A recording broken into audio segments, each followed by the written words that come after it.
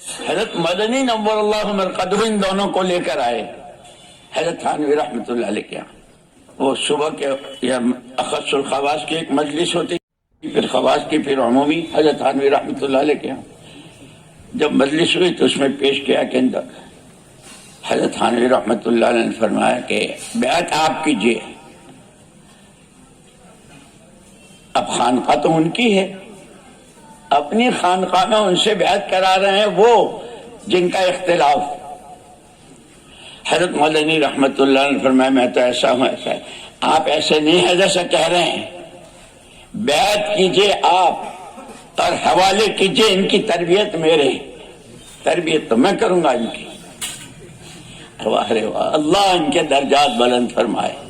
وہ تربیت پھر ایسی ہوئی کہ تفسیر ماجدی لکھ دی مولانا عبد المالک صاحب دریابادی، اور کیا کیا ہو بڑوں کے یہاں بہت۔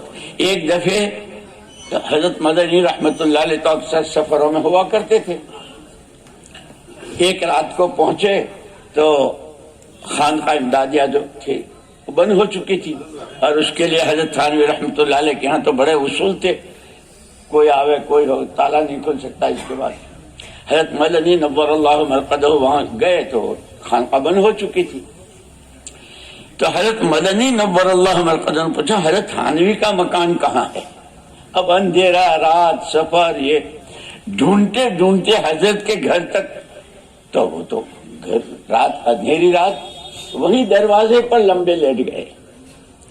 صبح کو جب حضرت تھانوی نور اللہ مرقدہ نماز کے لیے، وہ فانوس زمانہ میں وہ لالٹین چمنیاں ہوتی تھی، کون؟ حسین احمد۔ ارے حضرت آپ؟ جی ہاں، وہ آپ کے اصول کی خلاف ورزی کرنی مناسب نہیں سمجھی، آپ کو جگانا مناسب نہیں چاہا، میں تو سفر میں ہوتا ہوں، مجھے تو نیند آ جاتی۔ چلیے حضرت تھانوی رحمت اللہ علیہ حضرت مدنی رحمت اللہ علیہ کو لے کر آئے، اور پہلے دربان کو لے، آج کے بعد میرے جتنے اصول ہیں میرے یہ حضرت اس سے مستثنا ہیں۔ پہلا ہے فرمایا نماز پڑھائیے۔ حضرت تھانوی رحمت اللہ نے کہا حضرت مدنی سے نماز پڑھائی۔ نماز کے بعد یہ فرمایا نمازیں تو بہت پڑھی، آج کی نماز سے امید ہو گئی پچھلی بھی قبول ہو جائیں گی۔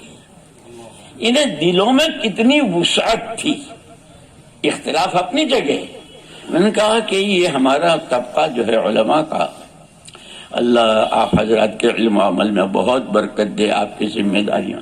اس وقت ہمیں جو بیٹھنا ہے اور سوچنا ہے امت کہاں جا رہی ہے، یہ مسئلہ تو امت کا ہے، اور آپ حضرات کے سامنے تو ساری خبریں دنیا بھر کی آتی ہے، امت کے ساتھ کیا ہو رہا ہے۔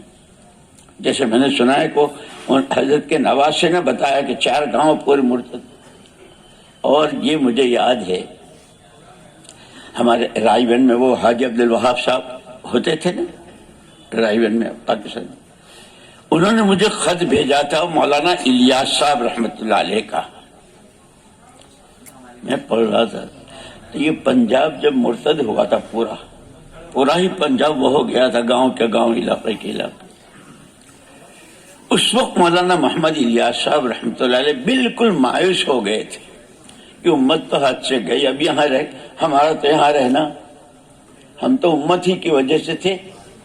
جیسے حضرت مدنی رحمت اللہ علیہ کو ان کے بھائی، بڑے بھائی جو مدینہ منورہ میں تھے اور تقریباً 1/3 مدینے کے مالک تھے اس وقت میں، زمینوں کے اور اس کے اعتبار سے، بار بار لکھتے رہے اختلافات، ارتداد اور یہ سارا۔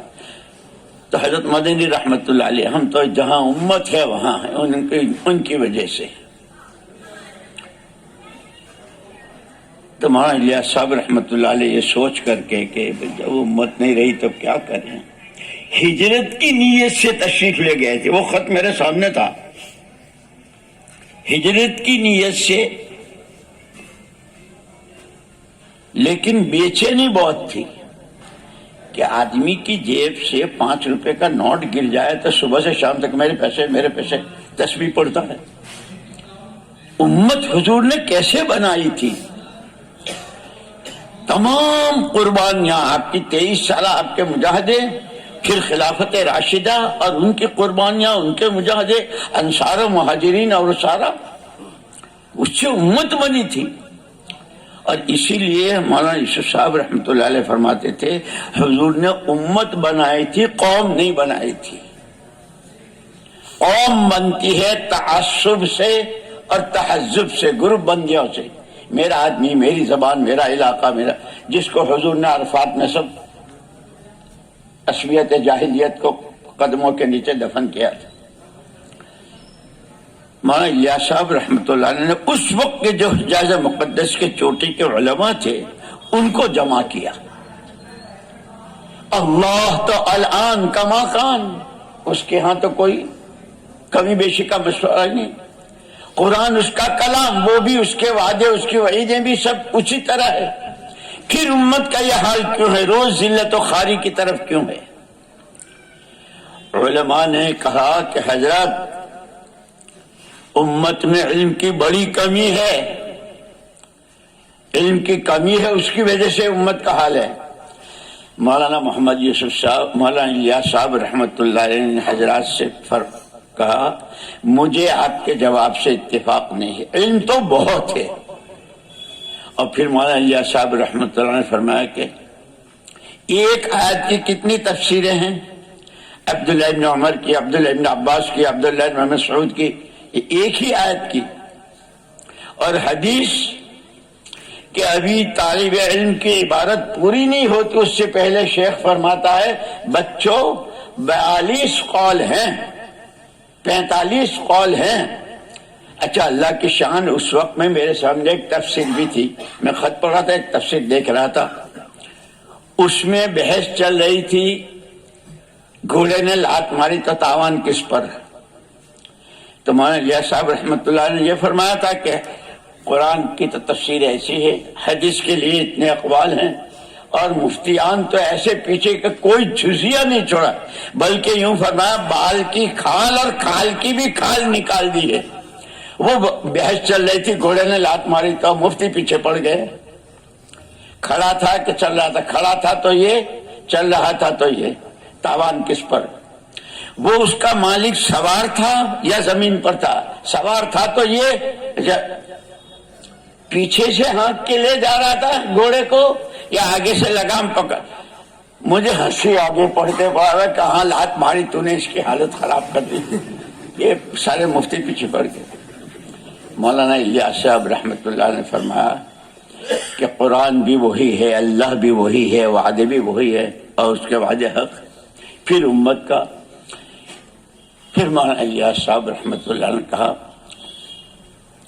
الیس اللہ بکاف عبدہ من یتق اللہ یجعل لہ مخرجا،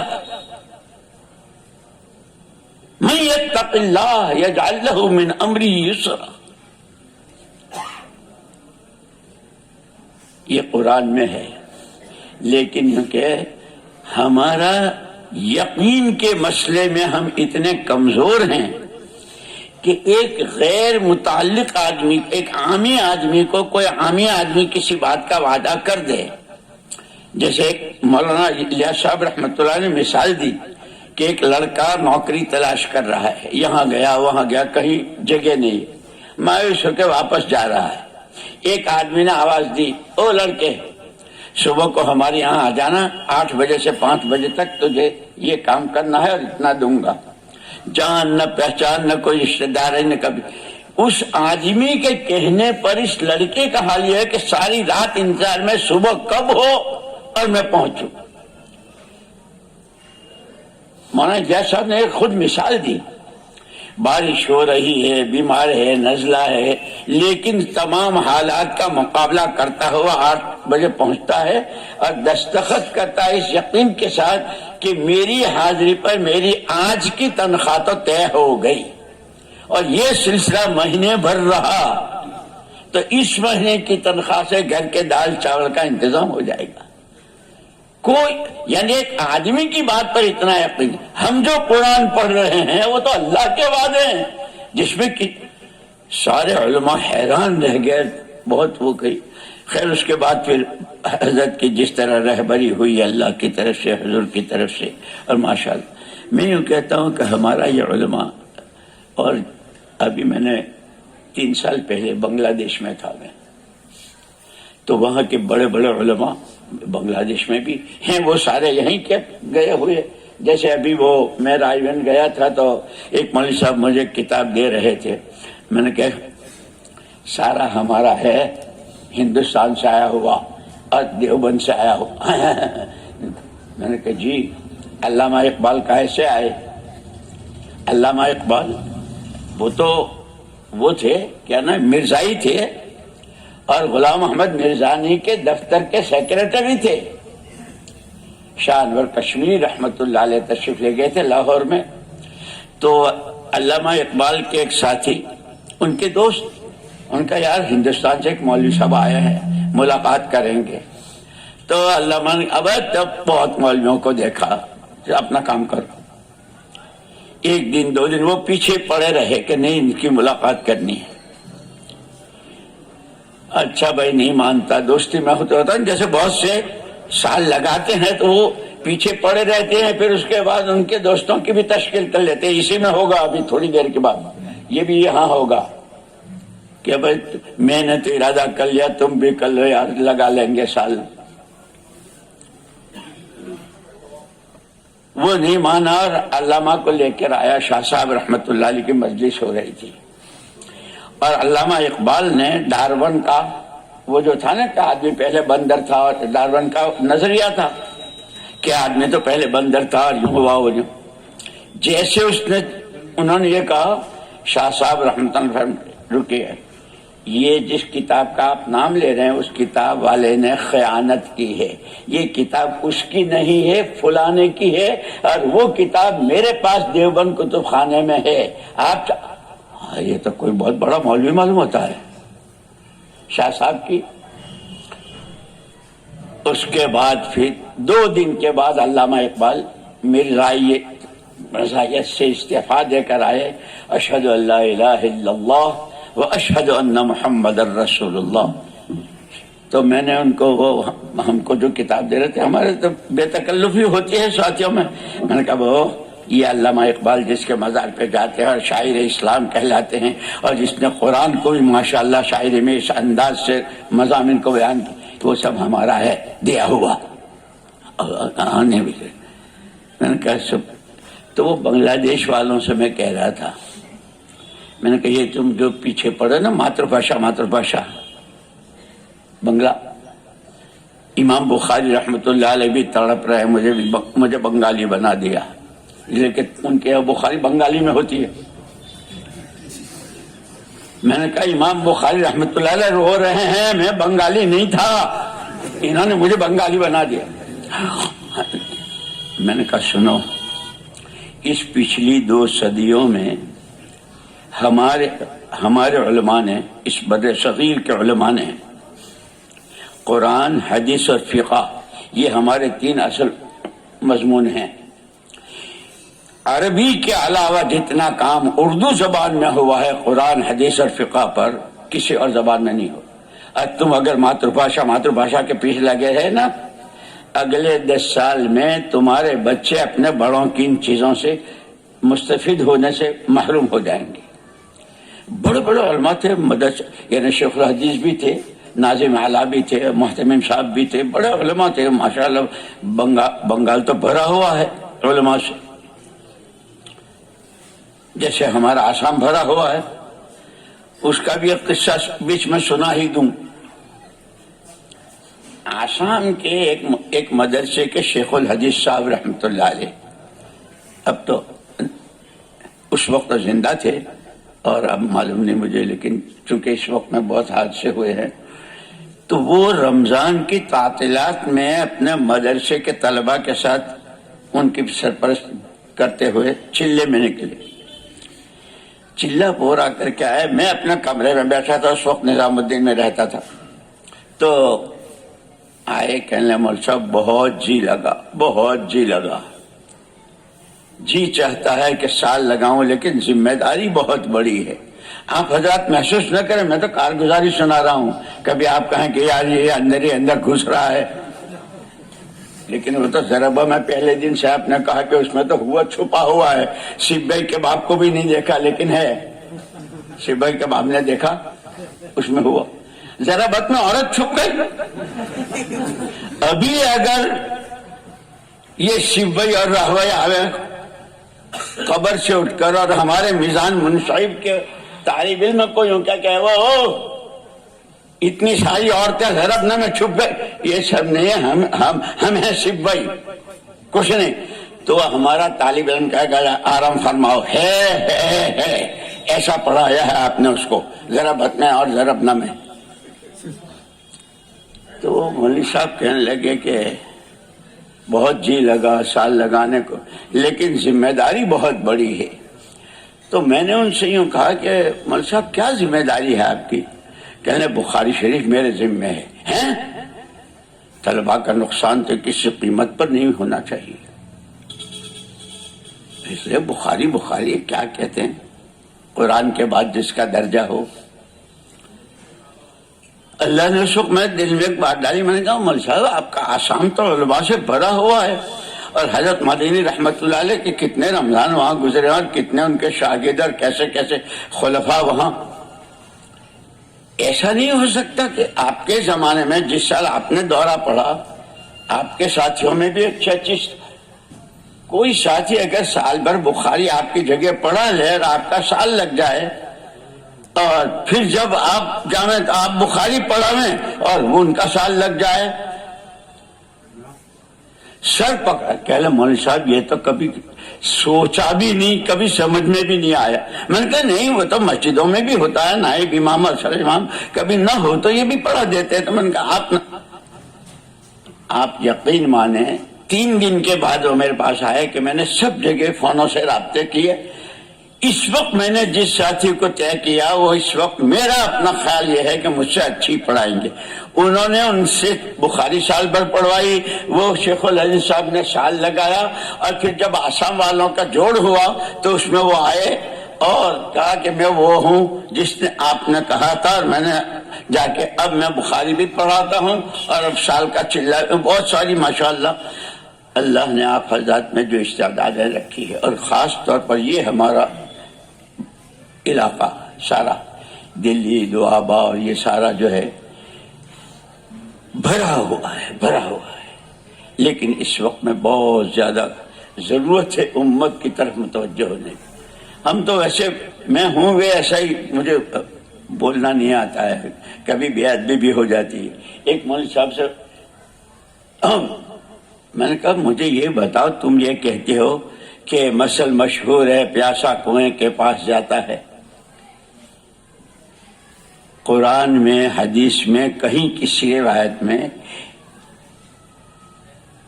कुएं से तशबीह दी है उलमा को? उनको तो सहाब से तशबीह दी है, तो सहाब पर लोग बादलों में बाल्टियां लेके जाते हैं, बस साहब तो खुद जाके बरसता है। तुम्हें वो हमारी बहुत भी बेतकल्लुफी थी उनसे, मैंने कहा तुम्हें खुद जाना है उम्मत के पास, और हुजूर खुद तशरीफ ले गए हैं, उनके मेलों में गए, उनके बाजारों में गए, और फिर अल्लाह ने वो वही ताइफ जिसने कैसा कड़वा जवाब दिया था मोहम्मद इब्न कासिम सक़फ़ी लाए हैं, और ये सारा उनके नामा अमाल में सारा इस्लाम। अल्लाह ने आप हजरत को बहुत ऊंचा मकाम दिया है। जैसे मैंने शुरू में कहा था शहीद अल्लाह, खुद अल्लाह ने आपकी, फिर आपकी रातों की अल्लाह ने तारीफ की, साजिदन व क़ाइमन यहज़रुल आखिरत व यरजू रहमत, और फिर अल्लाह ने आपकी खुसूसियत बतलाई, इन्नमा यख्शल्लाह मिन इबादिहिल उलमा, खशिया इलाही ये इनकी खुसूसियत है। इसलिए अल्लाह पाक ने हुजूर अकरम सल्लल्लाहु अलैहि वसल्लम ला तमुद्दन्ना इनैका इला मा मत्ताना बिही, ये इनके पास जो चिथड़े लिथड़े ठिकरे है ना, आपकी नजर मुबारक होने आपके तो खादिमों के खादिमों के खादिमों के खादिमों, गुलामों के गुलाम अनवर शाह की एक नजर में वो तासीर है। ला तमुद्दन्ना इनैका इला मा, कि आपकी नजरें तो वो है जिससे काया पलटा करती है, किस्मतें बदला करती है, ये चिट्ठियों पे आपकी नजर जाएगी। ये वारिस है उसके, उस आयत के वारिस हैं ये।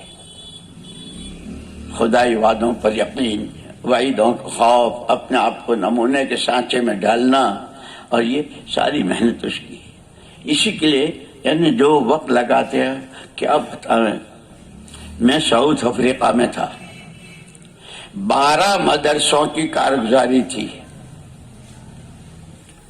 علماء ماشاءاللہ یہیں کے پڑھے ہوئے اپنے دیوبند میں. مولوی عباس علی جناح تو ابھی بھی وہ جمعیت علماء کے سیکریٹری ہیں، میرے ساتھی ہیں، اور دارالعلوم میں بھی رہے اور ندوے میں بھی رہے، اور بڑے بڑے علماء.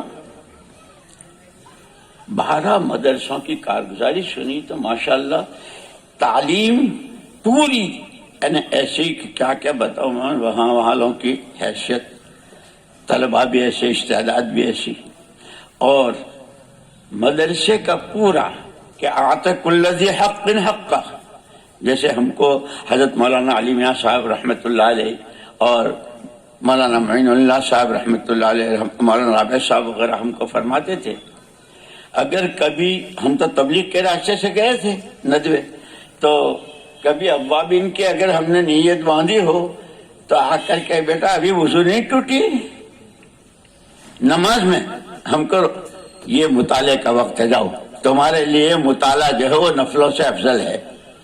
ہم کو ہمارے بڑے، لیکن عصر کے بعد اگر کسی کے ہاتھ میں کتاب دیکھی، جاؤ ذرا اچھے کھیلو کودو اور تاکہ مغرب کے بعد نشاط کے ساتھ مطالعہ کر سکو. یعنی عجیب. اور میں کیا کیا کیا ہے. ایک مرتبہ مولانا رابع صاحب ہمارے درسگاہ میں ہمارے استاد تھے، سبق پڑھانے آئے تو کہ بھائی بچوں آج سبق نہیں پڑھا ہوں گا. طلبا تو بہانے خور ہوتے ہی ہیں، وہ تو ڈھونڈتے ہی رہتے ہیں کیونکہ ایسے ملے چھٹی ہو جائے. حضرت خیریت تو ہے؟ ہاں نہیں اللہ کا شکر ہے، طبیعت بہت اچھی ہے. پھر حضرت آپ سبق نہیں پڑھائیں گے؟ یوں کہ ہاں ہم نے تم سے پہلے دن یوں کہا ہے کہ خبردار خبردار بغیر مطالعے کے پڑھنا جائز نہیں ہے. جیسے تمہارا بغیر مطالعے کے پڑھنا جائز نہیں ہے، ہمارا بغیر مطالعے کے پڑھانا بھی جائز نہیں. آج کچھ مصروفیت ایسی ہو گئی کہ میں مطالعہ نہیں کر سکا ہوں، حالانکہ وہ انہی کی مختارات اور یہ جو کتاب ہے. سبق نہیں پڑھاؤں گا، گھنٹہ تمہارا ہے، اس لیے بیٹھوں گا، تمہیں کچھ پوچھنا ہو تو. یا اللہ کیا امانت داری ہے کہ میں تم سے ہم نے کہا ہے کہ سبق بغیر مطالعے کے پڑھنا جائز نہیں، ہمارا بھی پڑھانا جائز نہیں مطالعے کے بغیر. میں کل کچھ طلبہ رات کا آئے تھے میرے پاس، میں نے کہا اب تو طلبہ تھے یہاں کے، میں نے کہا ہاں مطالعے میں باب مفاعلت سے ہے نا، مطالعہ باب مفاعلت سے، اور اس میں اشتراک ہے. اب مطالعہ کیا تھا؟ واللہ کتاب الماری میں تھی، میں باہر تھا، وہ مجھے دیکھ رہی تھی، میں دیکھ، واللہ طالع تو حانس نہیں ہو سکتا.